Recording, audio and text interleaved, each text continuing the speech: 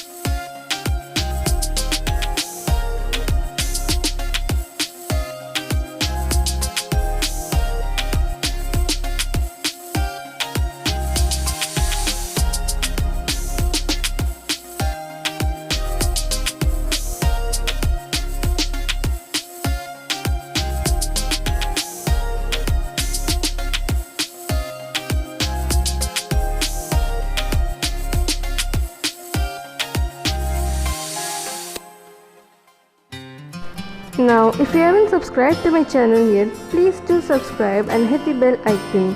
And if you've already subscribed, thank you so much.